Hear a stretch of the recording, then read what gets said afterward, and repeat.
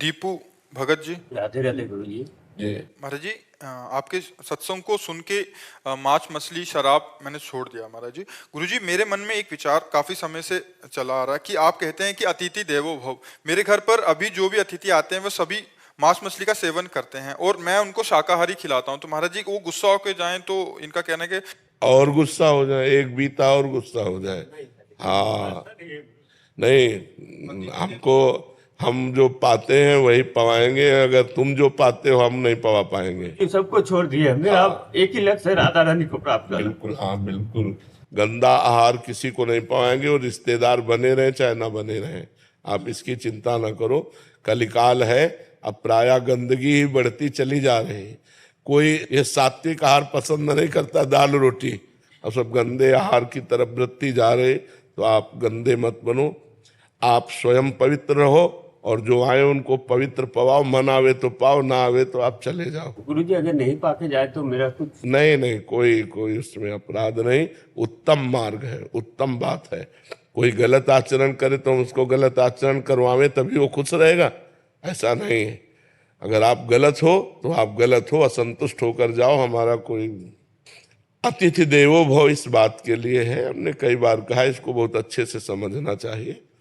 जिसका कोई परिचय नहीं है, जिसकी कोई तिथि तारीख नहीं आने की, अचानक कोई आ गया तो पहला स्वागत राधे श्याम। कोई भी हो, वाणी का स्वागत, मृदुल स्वागत, राधे श्याम, आओ बैठो, पानी पिएंगे आप? दूसरा स्वागत, पानी पिएंगे आप? नहीं, हमें प्यार।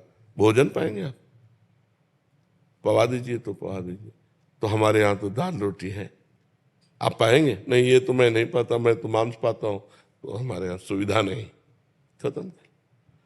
अब जैसे कोई संत आता है तो दो बातें तो आप दे ही सकते हैं, मधुर वचन और जल।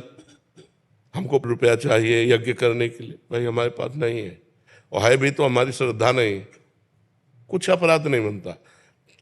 आप अगर सत्य से चल रहे हैं, कोई अपराध। हम आपको नहीं जानते, हमारी श्रद्धा नहीं कि हम 5,000 आपको दें। पता नहीं 5,000 का आप यज्ञ करोगे कि शराब पियोगे कि क्या करो। हमारी श्रद्धा बन जाए कि हम ये जाने कि आप पात्र हो, तो फिर हम आपको अर्थ दे सकते हैं। तो ये हम प्रवचन क्यों करें? हम तो सीधी बात है, दो का स्वागत किया, वचन और जल।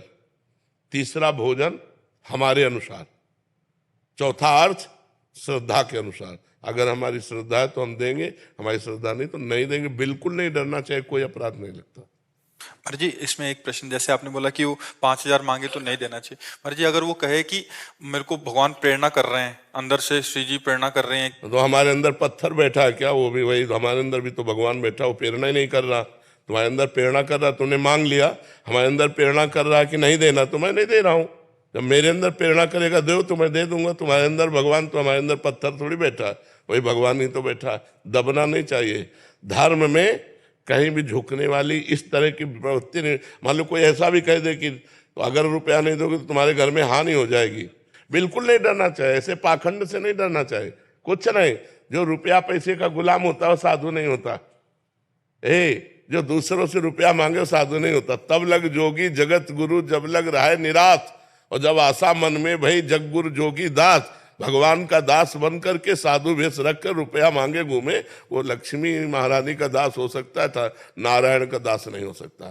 तो हमको माया के दास से डरने की जरूरत नहीं है, हाँ भगवान के दास से डरने की जरूरत है। कोई भूखा आया है और कह रहा भोजन पवा दो, अब आपकी बड़ी तीव्रता से आपको कहीं जाना है, अब आपको समस्या है, आप पहले भोजन की व्यवस्था उसकी करो। धर्म कहता है वो दरवाजे पे भूखा आया, अब वापिस न जाने पावे। हमारे पास जो कुछ जल पात्र भोजन जो भी है आप पा लीजिए, फिर हम अन्य कार्य देखेंगे। उस समय अवहेलना न करें कि हम लोग पार्टी के लिए जा रहे हैं, घूमने जा रहे हैं, और कोई अतिथि कोई साधु महात्मा भोजन की याचना करे तो तत्काल व्यवस्था की जैसे भी बने। मान लो बाजार में हो आप, तो मीठा और फल आदि खरीद करके आप पा लीजिए। भले वो अपनी औषधि के लिए पैसा है तो हम बीमारी का कष्ट सह लेंगे, आप भोजन पा लीजिए। ये धर्म कहता है ऐसा।